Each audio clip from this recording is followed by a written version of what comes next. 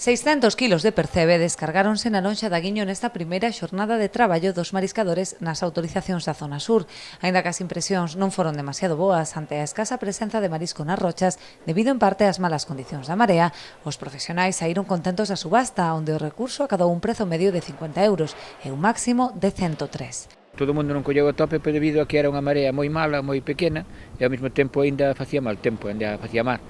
Pero, bueno, despois o que é en plan subasta, na subasta pois bastante ben, todo o contrario, na subasta non esperábamos estes precios, e os precios foron bastante ben, os precios non é solamente de que fora un pouco de perceba a 103 euros, que foi a primeira parada, senón que despois chegou máis barato a 21 ou 22 euros. Estamos falando non solamente de que houve un bo precio no primeiro orde, na primeira puxa, senón tamén que a media foi moi boa, a media vai ao pé dos 40 ou 50 euros, que é o que realmente nos interesa, claro. A suba da cotización debeuse a alta demanda de percebe, que permanece pechado noutras confrarías galegas. Debido ao mellor, non sei, botando un pouquiño, así estamos pensando, ao mellor debido un pouquiño a que comer a luns, e o resto da semana prácticamente non había mareas, nadie iba a ir,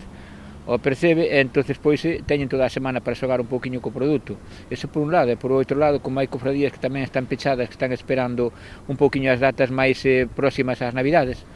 pois tamén. Pero bueno, non esperábamos, por o tema que temos encima, que é o do virus, non esperábamos que acadaran os precios que acadaron en subasta, claro. Aínda así, a confraría da Guiño decidiu non volverse a ir ata o vindeiro luns, ante a escasa marea prevista esta semana, e coa intención de preservar o recurso e prolongar a campaña ata despois do Nadal.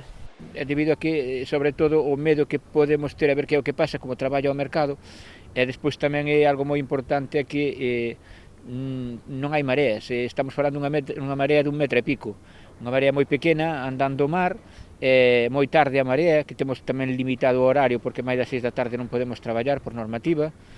entonces son varios aspectos que non cadran. Despois tamén por o que vemos a primeira vista nas pedras, pois tampouco estamos vendo que non hai fijación como outros anos no percebe.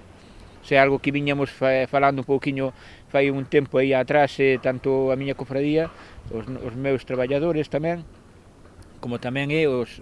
demais mariscadores ou percebeiros das outras cofradías, sobre todo de norte. Era algo que estábamos apreciando nas pedras, que hai menos fijación que outros anos.